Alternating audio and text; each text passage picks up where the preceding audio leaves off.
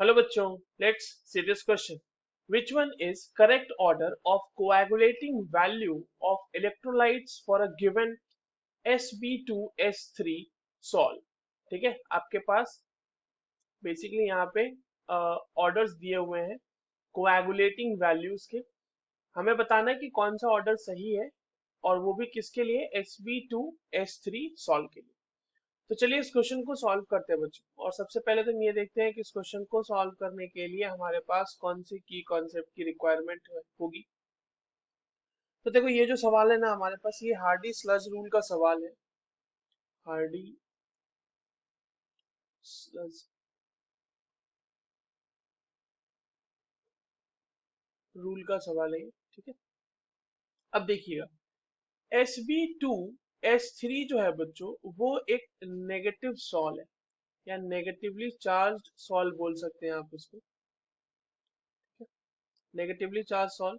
और इसको कोएगुलेट कराने के लिए हम लोग जो इलेक्ट्रोलाइट यूज करेंगे उसमें भूमिका किसकी होगी, उसमें रोल किसका होगा, कैटायनिक पार्ट का।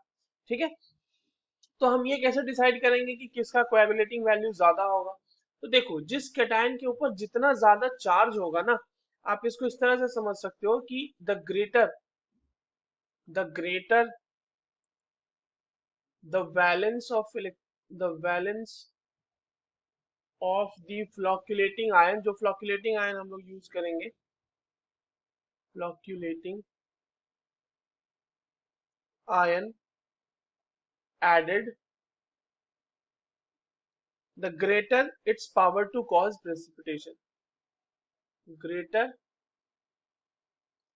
is the power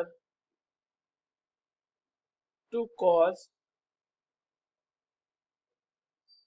precipitation, right? अब देखो, आपके पास जो है, जैसे मान लो Al एल्यूमिनियम है, ठीक है। तो एल्यूमिनियम के हम लोग पहले ऑप्शन से ही चलते हैं।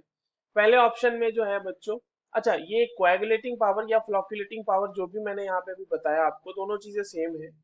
तो जितनी ज्यादा कोएगुलेटिंग पावर होगी उतनी ज्यादा ही उसकी कोएगुलेशन वैल्यू होगी या कोएगुलेटिंग वैल्यू होगी। ठीक है, तो सीधा सीधा रिलेशन है। अब चार्जेस देख लेते हैं बच्चों। देखो पहले वाले में आपके पास BaCl2 है, यानी ये आ जाएगा Ba2+, फिर आ जाएगा Na+, और फिर Al3+। मैंने अभी आपको बताया है कि कैटायन के ऊपर जितना ज्यादा चार्ज उतनी ज्यादा उसकी पावर होगी कोएगुलेट करने की, और उतनी ही ज्यादा उसके लिए कोएगुलेटिंग करस्पॉन्डिंग वैल्यू आएगी। तो यहाँ तो Al3+ की सबसे छोटी दिखा रही है वैल्यू, तो ये तो गलत हो गया। ऑप्शन बी देखो, ये आपका 1 था। 2 देखो क्या कह रहा है, Na+ आ जाएगा पहले वाले में, फिर आ जाएगा Mg2+, और फिर आ जाएगा Al3+।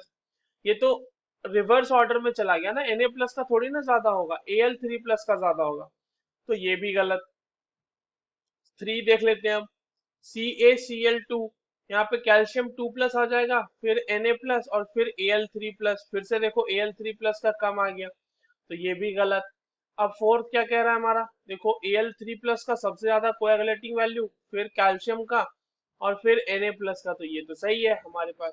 So the correct answer for this question will be option 4। I hope you understood this well. All the very best.